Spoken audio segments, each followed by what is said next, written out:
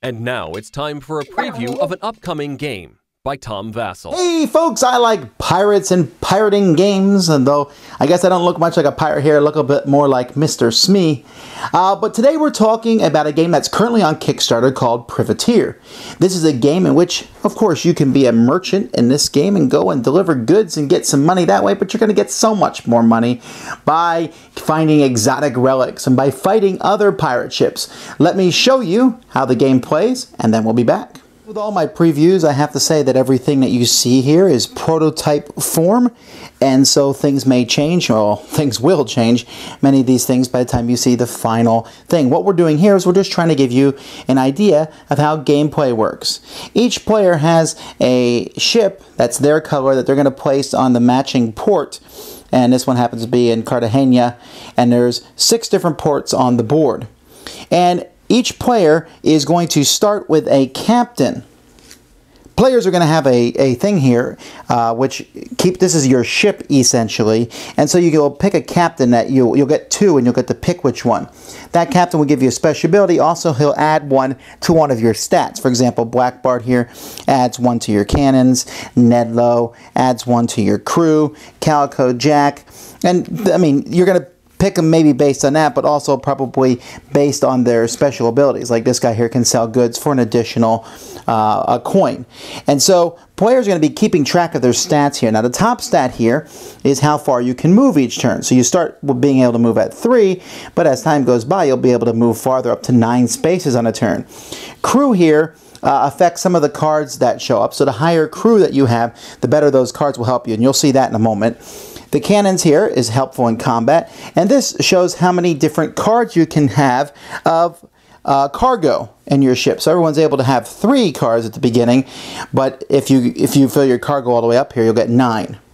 Now, every time you increase one of these, you get an infamy. There is a cost to increase these as the game progresses. You'll see that it costs 2, 4, 6. It gets much more expensive, but each time you move it up, you get an infamy, and when you get to the last one, you get a bonus of 2 infamy. Infamy is marked on a track here next to the board, and so you'll be moving it up there. You'll also notice that there's several goods here. There's rum, sugar, paprika, tobacco, cinnamon, and fruit. These goods are sold at each of the different ports for different prices. So you're able to go to a different port here, and maybe cinnamon here is sold for 3 coins. Now each player is going to start with 10 coins, and maybe you can always go around and buy goods from one port and go sell them at other ports to get money so that you can buy your upgrades. But you can also attack other ships. If you move into a spot where there's another ship, or you move into a spot where there is a merchant ship on the board, you can attack them. First, a merchant ship. The merchant ship rolls 2 dice as defense. You roll 1 die plus your cannon value. So let's say I attack a merchant ship, and the merchant ship rolls a 6. I have a 4 cannon value. I roll 5, 9. I've beaten the merchant ship. At that point, you roll a special die to show what kind of cargo the merchant ship was carrying. That one happened to be carrying tobacco because it's yellow. Since I got a 9 and they got a 6, I get to take 3 tobacco cards. However, I can only take that if I have enough room in my cargo hold to hold it. So even if they roll a 2 and I roll 12, I might be able to get the difference. I might be able to get 10 cargo, but I might not have the room for it. When you attack another player, you'll just be able to steal the cargo that they have, although in this case, both of you are going to be rolling a die and adding your cannons. When moving on the board, you move from one square to the next square. Remember, this is a prototype. The ships here are bigger than the squares. But let's say my movement is 4. I go 1, 2, 3, 4, like that. You can't move diagonally. However, you have to watch where the wind is blowing. If the wind is blowing with you, each time you spend a movement point, you'll go an extra spot. You go twice for each movement point. At the same time, if the wind's blowing to the south and I want to go north, I have to spend 2 movement points to go 1 space north. So it's harder to go against the wind and easier to go with the wind. At the beginning of each turn, players are going to draw a bounty card. These bounty cards can have a variety of things happen. One of them, you change a new direction for the wind. You get to pick which wind it is. Many of them have to do with your crew. Here, each player is going to roll their crew, and you'll roll a die and add your crew number to it. The highest score gets a free upgrade. and then you get a free upgrade. So that's pretty cool. Many of the cards in this deck are relics, which you keep them, and they add 2 to your infamy, so they're worth points. Many of the relics are, but there are many cards that other players can take. Some of the relics don't add points, but give you special abilities. This adds crew to your cannons in combat. Here's another sacred icon, adds 2. Here's a map where you get 1 for each map you control, so the more maps, the more points. If you draw this card, Cut Purse, you can steal a relic from another player, or trade purses with another player. Purses where all your money is. See the nice little purse you have here? And here you can select a relic controlled by each other player. All players blind bid for control of each relic in the order that you choose. So these cards are going to be drawn each turn. Then a player is going to move. Then a player is going to attack and or sell at a port. If they're at a port, they can sell the goods there for whatever price they want. At that point, the card for that port is discarded and a new card is put in its place, so the prices are always changing at the different ports. And then players will also be spending money to upgrade their ship.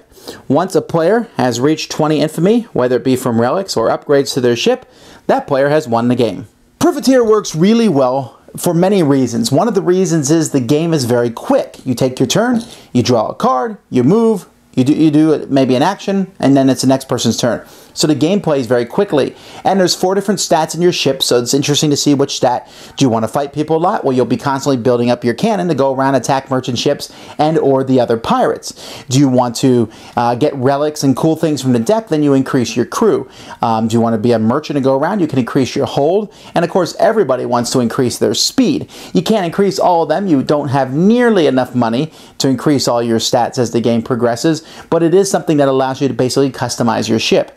Also, you kind of play off the special ability of your pirate captain, who has that special ability, so that kind of does it. So the game is back and forth, very quick. I think that families will really especially like this one because it's really easy for everybody to get into, and it gives you a lot of meaningful choices. Where do you want to go on the map? Which ports you want to go and sell things to? Which do you want to attack some merchants and get things and sell? Or would you like to go get those from other pirates and sell them? And what are you going to do with the relics? Who are you stealing relics from? Game is not a very long game. I would say 30 to 45 minutes will often happen in this game, especially if players are somewhat aggressive and go out and try and get stuff done. So if you're interested in this game, if you want to be a pirate or privateer, which is the nice way of saying pirate, then the Kickstarter campaign is going on right now, and I'll show you a link right here.